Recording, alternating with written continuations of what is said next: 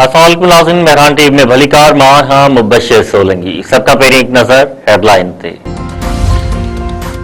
अमरीकी सदर ईरान ख़िलाफ़ प्रोजेक्ट फ्रीडम प्लस शुरू करण जी धमकी ॾेई छॾी। डोनाल्ड ट्रंप चयो आहे त अमरीकी तजवीज़ुनि ते ईरान जो जवाब जल्द मिलण जी उमीद आहे। मामला अॻिते न वधिया त प्रोजेक्ट फ्रीडम ॿीहर शुरू कंदासीं।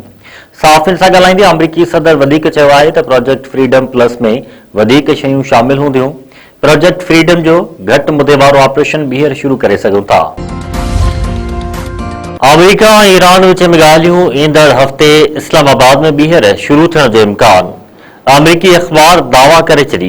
रिपोर्ट में चयो वियो आहे त दुनिया विच में हिकु सफ़े ते ॿधल 14 नुकाती मफ़ाहमती यादाश्त नामे ते कमु जारी आहे, जंहिं तहत हिकु महीने ताईं ॻाल्हियुनि जो फ्रेमवर्क जोड़ियो वेंदो।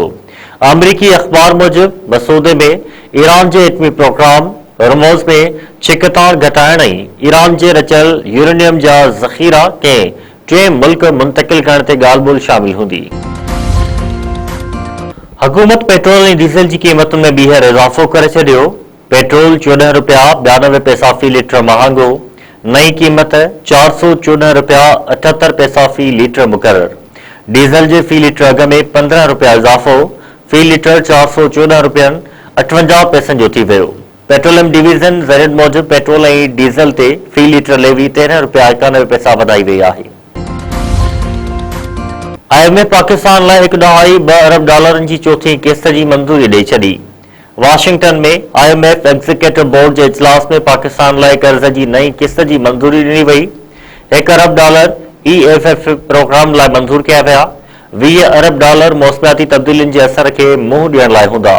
पाकिस्तान IMF खे ख़ातिरी कराई आहे त बिजली ऐं गैस जी क़ीमतुनि में बरवक़्त एडजस्टमेंट कई वेंदी। पाकिस्तान ऐं बांग्लादेश विच में मंशियात जी स्मगलिंग रोकण में तावन लाइ मुआहिदो। वफ़ाक़ी गरू वज़ीर मोहसिन नक़वी ऐं बांग्लादेशी गरू वज़ीर मुआहिदे ते सहियूं कयूं।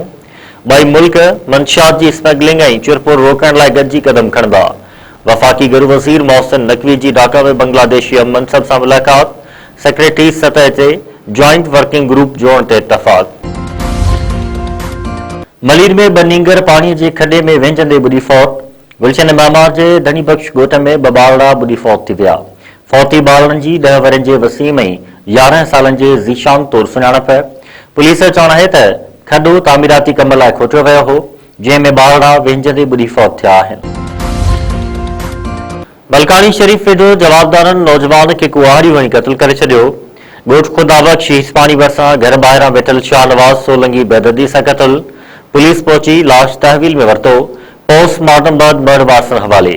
वारसन एहतजाज कंदे चयो आहे त संदसि नौजवान खे मुनवर हिस्पानी क़त्ल कयो आहे। कार्रवाई करे खेनि इंसाफ़ फराहम कयो वञे।